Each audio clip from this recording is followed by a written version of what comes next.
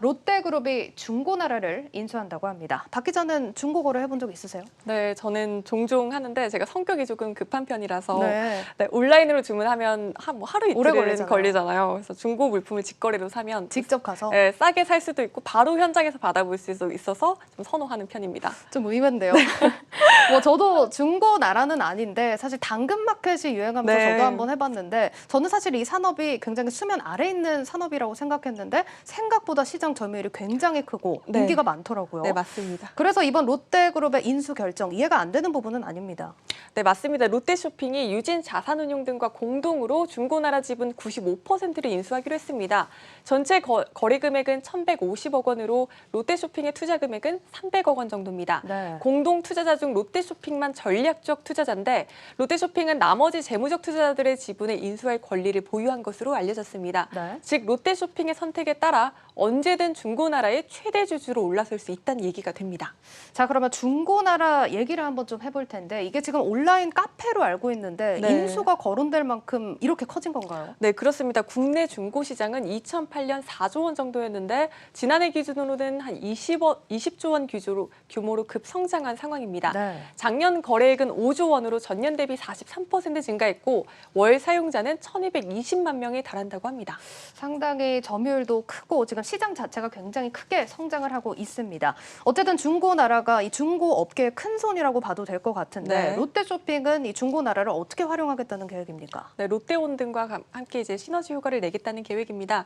롯데그룹이 보유한 이 유통 및 물류 역량을 결합하면 중고나라의 가치를 키울 수 있다는 건데요. 네. 당장 생각해 볼 수 있는 것만 해도 예를 들어서 이제 해보셔서 알겠지만 중고 거래를 하려고 하면 네. 장소나 판매자에 대한 막연한 불안함 등 네네네. 그런 게 있잖아요. 여자들은 더 그렇잖아요. 네, 롯데그룹은 백화점이나 마트, 편의점 등 다양한 오프라인 매장을 활용할 수 있을 겁니다.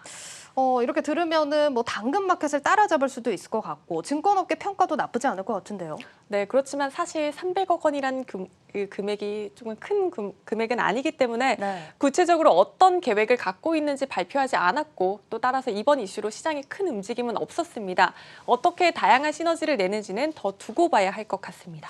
자, 이 얘기를 하다 보니까 또 최근 롯데 행보들을 한번 또 짚어볼 필요가 있을 것 같은데 이베이 코리아 인수도 지금 검토하고 있지 않습니까? 네, 그렇습니다. 최근에 쿠팡이 뉴욕 증시에 상장을 하면서 네. 국내 이커머스 시장이 격동기를 맞고 있습니다. 신세계는 네이버와 협업을 했고요. 네. 롯데그룹도 가만히 있을 수는 없겠죠. 지난해 롯데쇼핑의 이커머스 플랫폼 롯데온의 거래액은 약 7조 6천억 원이었습니다.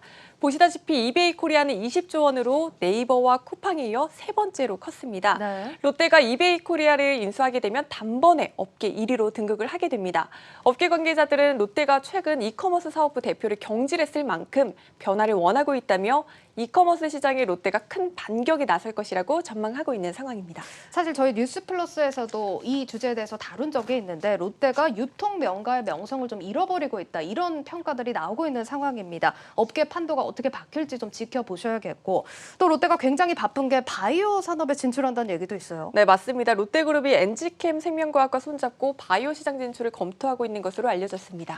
롯데랑 바이오는 개인적으로는 잘 연결되지 않는데 이건 또 어떻게 활용하겠다는 겁니까? 네, 그렇게 보시는 분들이 많습니다. 삼성하면 삼성 바이오로직스, 네. SK하면 뭐 SK 바이오팜이나 SK 바이오사이언스가 생각나시죠? 네. 이렇게 다른 대기업들의 바이오 투자가 성공적인 것을 보고 자극을 받아서 롯데도 바이오 시장 진출을 검토하고 있는 게 아니냐는 게 업계 시각입니다.